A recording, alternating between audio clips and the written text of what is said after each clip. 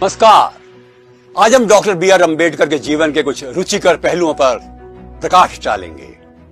आपको अच्छा लगेगा जानना कि डॉक्टर अम्बेडकर एक ऐसे व्यक्ति थे जिन्होंने जीवन को सांगोपांग ढंग से जिया।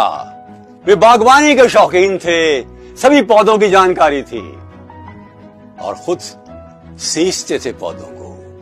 वे क्रिकेट खेलते थे, वे वायलिन बजाते थे, वे गीत गुनगुनाते थे। उनको कुकिंग का शौक था, पंजाबी स्टाइल में बहुत बढ़िया सब्जियां बनाते थे। वो दोनों हाथों से काम कर सकते थे, लिख सकते थे। उनको लाइब्रेरी में ही बैठना अच्छा लगता था। 33,000 किताबें थी उनकी लाइब्रेरी में, व्यक्तिगत लाइब्रेरी।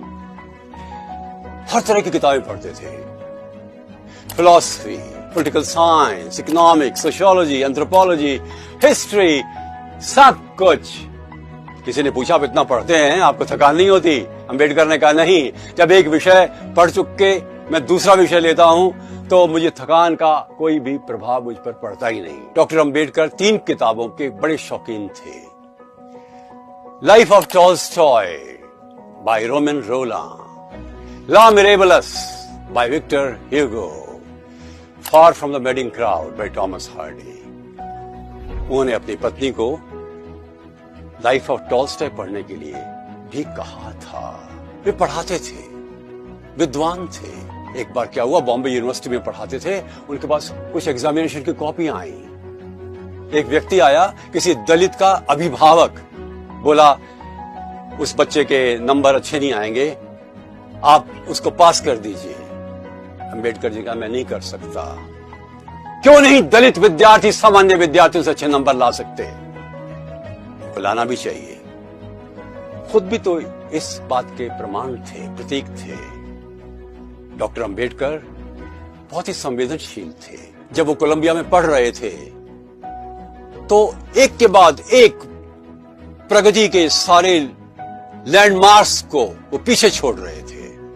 उनके कान से प्रतिमा आज भी कोलंबिया में उनकी प्रतिभा का प्रमाण है।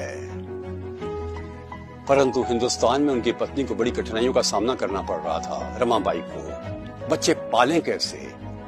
लिखा कि धन नहीं है, भेज दीजिए। अम्बेडकर ने कहा अभी नहीं भेज सकता, जब होंगे तो जरूर भेजूंगा, किंतु तुम अपनी ज्वेलरी, अपने गहने बेच करके घर चलाओ। 37 साल की उम्र में ही रमाबाई की मृत्यु हो गई। अम्बेडकर रात भर रोए। पालतू कुत्तों का भी शौक था। जब उनका प्रिय पालतू कुत्ता दुनिया से चला गया, वो फफक फफक कर रोए। किसी का कष्ट देख नहीं सकते थे। कोई भी अपनी तकलीफ हो उसके बारे में सोचते ही नहीं थे। शिक्षा को आगे बढ़ाना है, आत्मविश्वास पैदा करना है, दलितों में पैरों पर खड़ा करना है उनको, और उनको प्रेरणा का संदेश देना है। बस यही एक बात उनके दिमाग में थी।